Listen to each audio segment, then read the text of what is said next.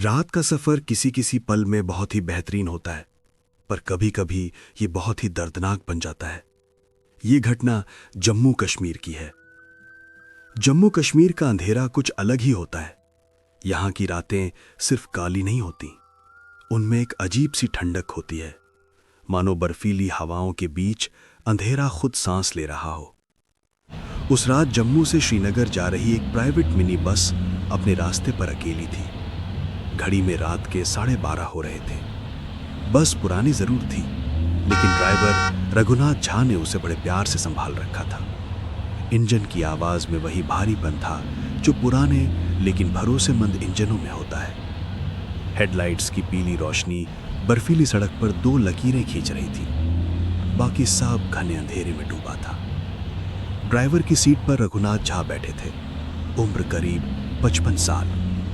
चेहरे पर झुर्रियां थीं, लेकिन आंखों में वो तेज था जो सिर्फ उन लोगों में होता है जिन्होंने ये रास्ता हजारों बार तय किया हो। उनकी दाढ़ी में कुछ सफेद बाल थे। दिखने में ठीक ठाक और बहुत समझदार तथा चतुर, हर रास्ते से वाकिफ था। उनके हाथ स्टीयरिंग व्हील पर बिल्कुल स्थिर थे।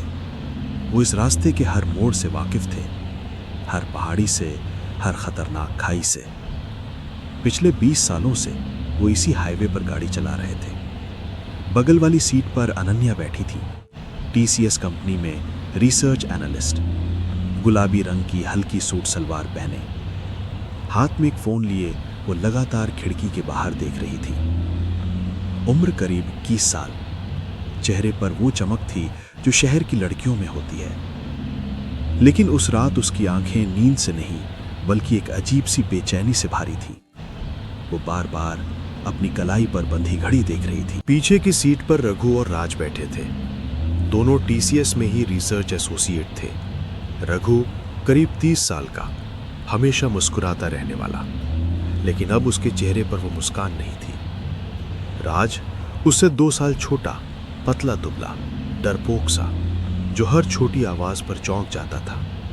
तीनों जम्मू में एक प्रोजेक्ट की रिसर्च करने आए थे और अब वापस श्रीनगर लौट रहे थे। बस के बाहर का नज़ारा कुछ और ही था। जम्मू श्रीनगर नेशनल हाईवे पर उस वक्त कोई दूसरी गाड़ी नहीं थी। दोनों तरफ बर्फ से ढके पहाड़ थे, ऊंचे ऊंचे देवदार के पेड़ और बीच बीच में गहरी खाइयां। पेड़ों के बीच से बर्फीली हवा के झोंके आते तो पत्तों की सरसराहट सुनाई देती। कहीं दूर जंगली जानवरों की आवाजें आ रही थीं। लगता था जैसे कोई भेड़िया रो रहा हो या फिर कुछ और। बीच बीच में सड़क पर बर्फीला कोहरा छा जाता।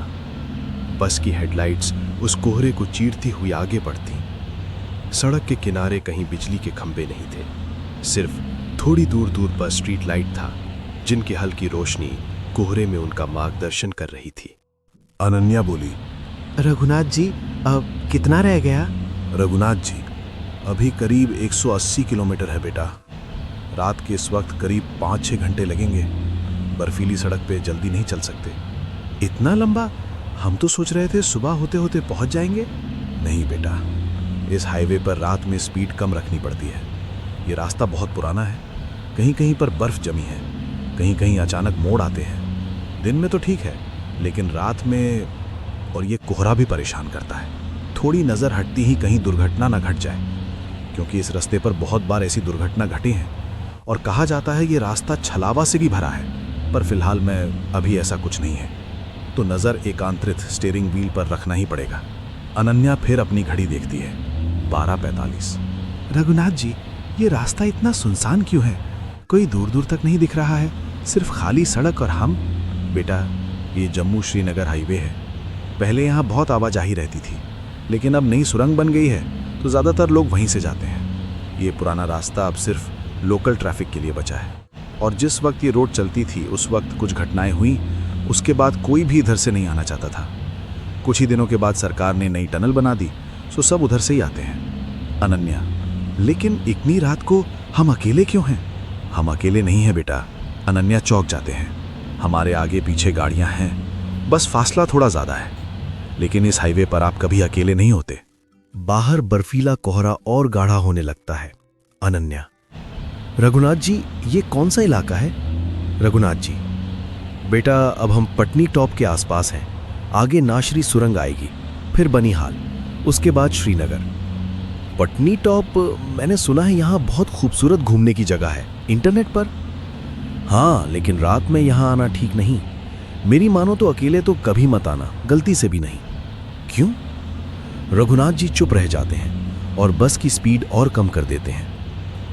रघुनाथ जी, आपने बात पूरी नहीं की। रघुनाथ जी गहरी सांस लेते हैं। बेटा, ये इलाका सिर्फ सुनसान नहीं है, इसका एक इतिहास है। नाशरी सुरंग के पास एक मोड़ है, वहां 30 साल पहले एक शादी में धोखा हुआ था। रघुनाथ जी, उस समय यहां एक बहुत अमीर कारोबारी रहता था। उसकी इकलौती बेटी थी जरीना, बहुत सुंदर, बहुत पढ़ी लिखी। उसकी शादी एक लड़के से तय हुई जो श्रीनगर में रहता था। शादी के दिन दूल्हा अपने दोस्तों के साथ आया। सब कुछ ठीक चल रहा था, लेकिन रात को जब बारात नाशरी सुरंग के पास से गुजर रही थी, तब पता चला कि दूल्हा पहले से शादीशुदा था। क्या? जरीना, जब उसे यह पता चला, वो सदमे में आ गई। उसका पूरा परिवार वहीं खड़ा था। दूल्हे ने उसे समझाने की कोशिश की, लेकिन वो मानी नहीं। तभी कुछ ऐसा हुआ जो किसी ने सोचा नहीं था। क्या हुआ? दूल्हे ने उसे गहरी खाई में धकेल दिया, सबके सामने। सैकड़ों लोग देखते रह गए। वो चीखी, बर्फीली हवा में उसकी चीख गूंजती रही, लेकिन कोई नहीं उतरा। कहते हैं वो खाई बहुत गहरी है। उसकी लाश कभी नहीं मिली। बस में सन्नाटा छा जाता है, एक ऐसा डर जो अनन्या के दिन में घुस गया। बाहर का माहौल भी ठंडा था। अनन्या ने हिम्मत की और बोली, फिर? रघुनाथ जी, कहते हैं उसकी आत्मा को अब तक शांति नहीं मिली। वो रात में रास्ता भटकती है, रूप बदल कर आती है, कभी औरत बनकर, कभी बर्फीले तेंदुए बनकर। क्या मतलब? मतलब छलावा बेटा। यहाँ के लोग इसे परी खफा भी कहते हैं, गुस्सैल परी। वो आपको रास्ता नहीं दिखाती, बल्कि जाल में फंसाती है, एक ही जगह पर घुमाती है बार बार। और फिर क्या? और फिर वो आपको ले जाती है अपने साथ उस गहरी खाई में। इतने में ही बस के सामने एक काली परछाई दिखती है गुजरते हुए। अनन्या, रघुनाथ जी सामने देखिए, कोई इंसान है। रघुनाथ जी ने ब्रेक मार दिया। बस रुकी। जैसे ही पूरा बाहर का माहौल ठंडा था, रघुनाथ जी ने आगे देखा, कोई नहीं था। फिर से बस स्टार्ट किया रघुनाथ जी ने। बस अपनी रफ्तार वापस पकड़ ली थी। बस फिर से अपने रफ्तार में जा रही थी, हर उस चीज को चीरते हुए जो भी उसके सामने आ रही थी। अचानक बस की हेडलाइट्स के सामने एक औरत खड़ी दिखती है। लाल रेशमी फिरन पहने, सिर पर लाल दुपट्टा, हाथ उठाए लिफ्ट के लिए इशारा कर रही है। उसके चेहरे पर भारी मेकअप, होठों पर गहरी लाल लिपस्टिक। वो सीधा बस के अंदर घूर रही है और मुस्कुरा रही है। उसकी मुस्कान में कुछ अजीब है, आंखों में कोई चमक नहीं, बिल्कुल खाली। उसके कपड़ों से बर्फ के टुकड़े टपक रहे हैं। अनन्या, रघुनाथ जी, एक औरत है, रुकिए। अनन्या अपनी घड़ी देखती है, 1:10। रघु और राज भी देखते हैं। राज की सांसें तेज हो जाती हैं। रघु उसका हाथ पकड़ लेता है। अनन्या, रघुनाथ जी रुकिए ना, वो इंसान है। अनन्या रघुनाथ जी को बार बार बोलती रही, रुकता क्यों नहीं है? रघुनाथ जी बस नहीं रोकते, एक्सीलरेटर पर पैर और जोर से दबाते हैं। बस की रफ्तार बढ़ जाती है। वो सीधा उस औरत के ऊपर से बस निकाल देते हैं। बस में जोरदार झटका लगता है, लेकिन कोई आवाज नहीं, कोई चीख नहीं। अनन्या, रघुनाथ जी, आपने क्या किया?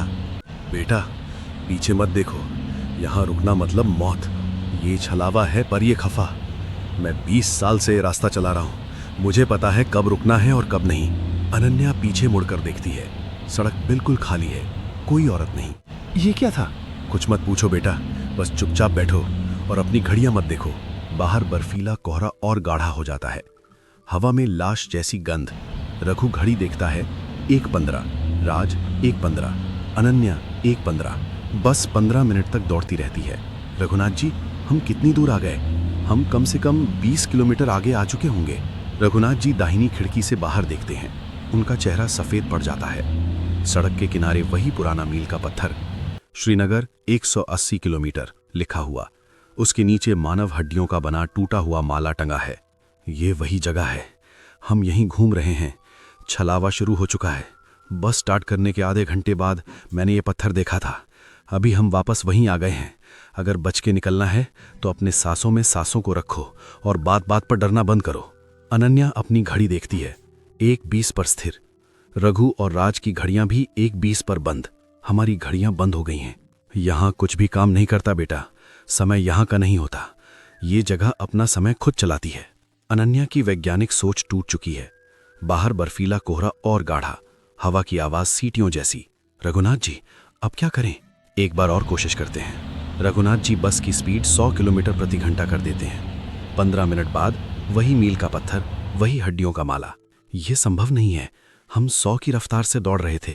15 मिनट में हम 25 किलोमीटर दूर हो जाने चाहिए थे। बेटा, यहाँ गणित काम नहीं करता।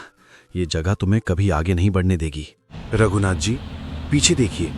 Raghunath ji rear view mirror में देखते हैं। बस के ठीक पीछे बर्फीली हवा में वही औरत तैर रही है। लाल फिरण, भारी मेकअप, वही मुस्कान। उसकी आंखों से खून बह रहा है। वो बस की रफ्तार में बस के साथ साथ चल रही थी। बस की सारी लाइटें गुल, इंजन बंद, चारों तरफ घना अंधेरा। अब क्या होगा? चुप रहो। रघुनाथ जी बार बार इग्निशन में चाबी घुमाते हैं। तीसरी बार इंजन चालू हो जाता है। हेडलाइट्स चलती हैं। सामने वही मील का पत्थर, वही हड्डियों का माला। मील के पत्थर के पास वही औरत खड़ी है, अब मुस्कुरा नहीं रही। Raghunath ji rear view mirror में देखते हैं। पीछे कोई नहीं था। रघुनाथ जी ने कहा, एक बार और। उनकी आंखों में डर साफ झलक रहा था।